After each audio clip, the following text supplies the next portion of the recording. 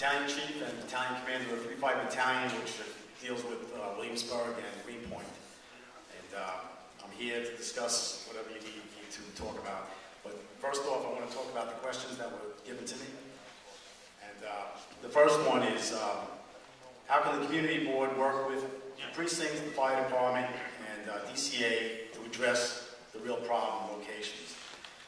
Well, primarily the fire department is concerned about life safety. It's a little bit more limited than, say, PD with quality of life issues.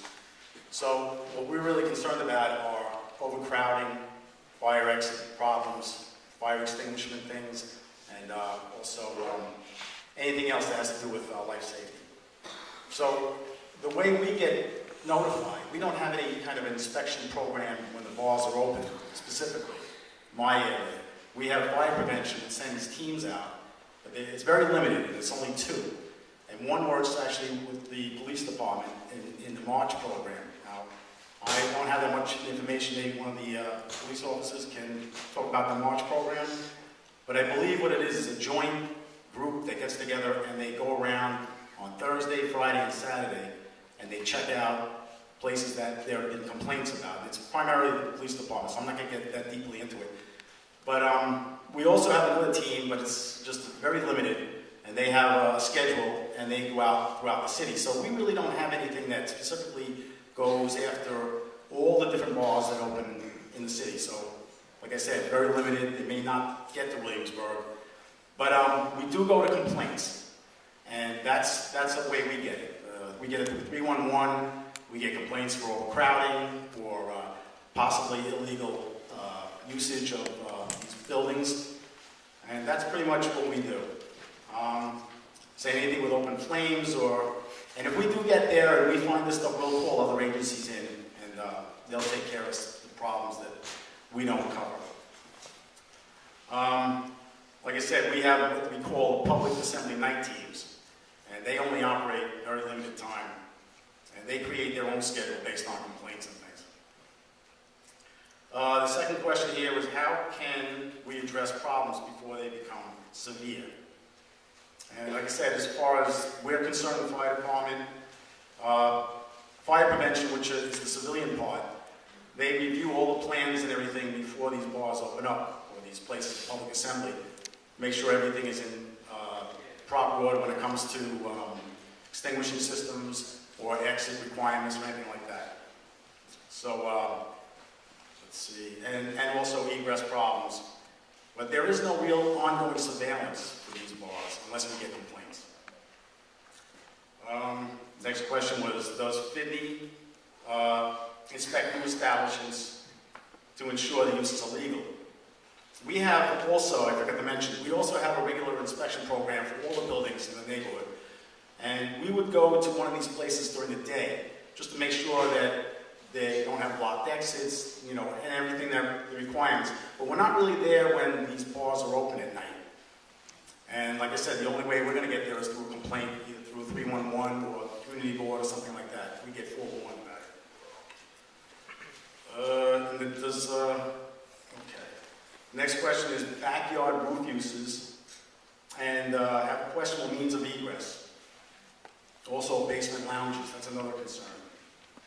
Well, technically, a lot of these bars, they can have a backyard area, but they have to have a permit for it. And the rules when it comes to the use of these is they have to have, let's say a building or an occupancy has a 200-person maximum occupancy, right?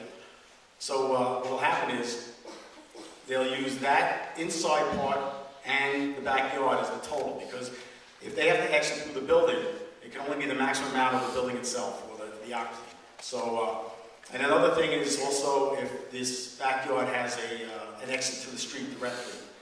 We're a lot more lenient with that. But everything has to have a permit. And say we come upon a backyard operation, they do have an exit to the street. Technically it's illegal, but we will call the building department in and let them make the decision. Because to us, it's not really a life safety issue. It's more like a permit issue. Let's see, what do we have next there? Also rooftops. I mean, rooftops are illegal. If we go there Same thing with basement lounges or anything like that, we're going to vacate it. If they don't have a permit, we take care of it for that reason.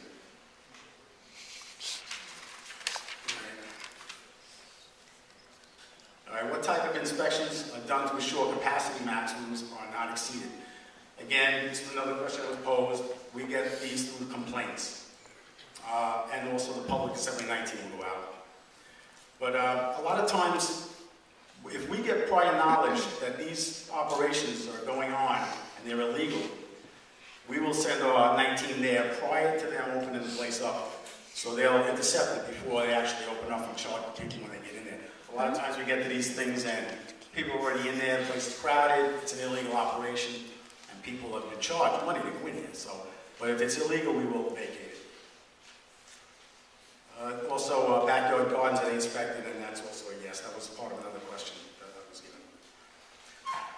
What type of concerns are there regarding exits for establishments with outside areas? Another I kind of touched on that already, but again,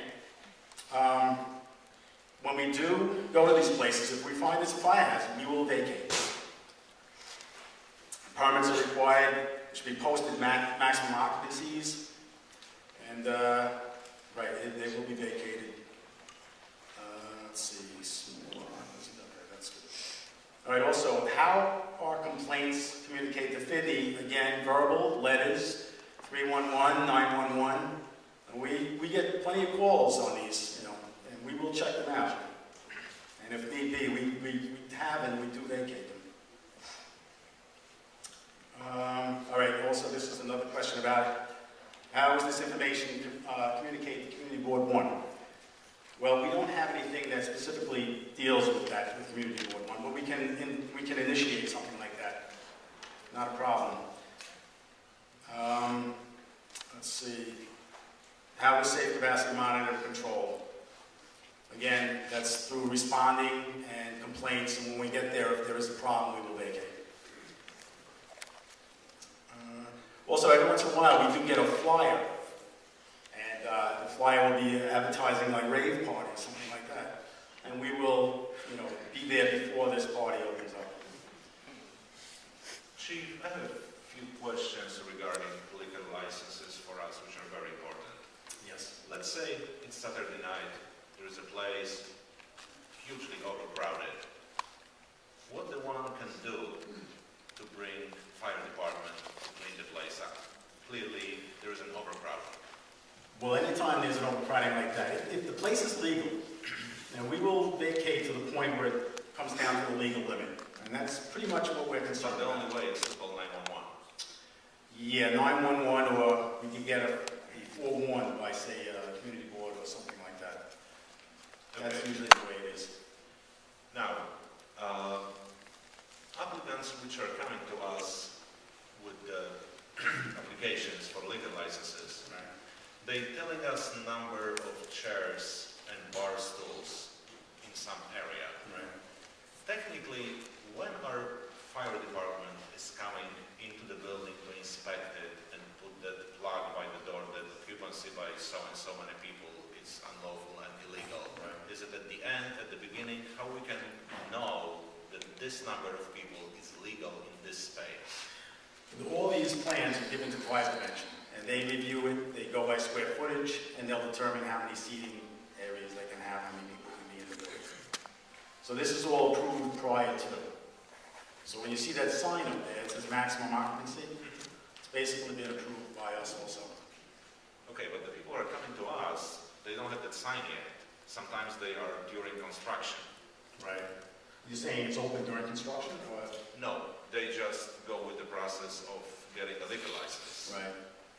So how can we know that so many people can be there? Is there any formula? It's 10 square feet per person. So that's pretty much the way it's kind of Sitting set or up. standing? Yes.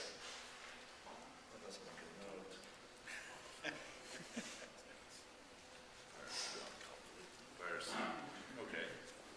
That's very important number. Believe me or not. And then any other questions from the members of the committee? Wait. There was a complaint about the lack of microphone. Good evening, Chief. My name is Joseph Carver. I'm a resident and resident leader in New York City Housing Authority. And as of late, I'm definitely aware that Battalion 35 has quite a few public housing developments. As of late, numerous engine companies or ladder companies have responded to certain developments, either stuck elevator, as well as most recently in my building, there was a fire in the compactor room. In fact, I was present when the ladder company came, and I spoke to a VC, not yourself, and told them, let's notify ESD to possibly come with a key, okay? Because later, it was determined that the glass was broken. So I think there has to be better liaison on a citywide basis between FDNY and the chairman of the New York City Housing Authority, and I'll give you some number here, 212-306-3434, to preclude, I'll repeat it, 306-3434, area code 212, John Rea, to preclude the breaking of NYCHA property. If you would have, number one, a key, many times, I have a scanner in my house. When I hear full comms, I run downstairs and open the door, and being I know quite a bit about FDNY, so I do some shop work while they're waiting for the elevator. But anyway, we have to, number one, maybe get in to give you a master key to go into the magnetic door locks, so they wouldn't be broken, okay? And especially if you have to go down to a boiler room to find out where the boiler room is, a schematic. So I think that would help in intelligence information. I know that that computer-oriented program that you have gives you a location and a history of fires, but I don't know if the technical indices for NYCHA as well as layout of the building is known to you, but I think there has to be better liaison. Now, which particular area? Okay, I am in Independence Towers, Taylor White. That's Bedford and Wilson to, from Bedford and White, you have had a lot of radio runs. Right. Either stuck elevators or fire in the compact rooms. Right. And I think it would be better if you guys come to in the morning and you're ringing bells, you can get in. If you had a master key, that's number one. Number two, to try to tell the companies responding not to break the compacted door unless there's no other way.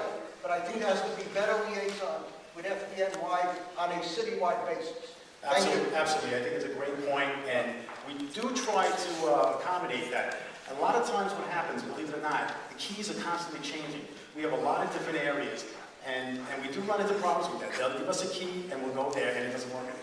Well, let me, okay, good you brought it up. There's a lot of vandalism, and NYCHA at this point, as part of the Safety and Security Committee, is trying to develop new type of magnetic locks based on the model that New Jersey Housing Authority is using. I know there's a problem with vandalism, but it's got to be better coordinated. Yeah. And I always know, let me call ESD, and they say they know about it, and I call ESD, and they don't know about it. Right. So if there's a car available, they could respond. So I think I'll give you later in the separate cover the direct numbers for the high command at the what's called the Customer Contact Center. Sure. Thank you. Thank you.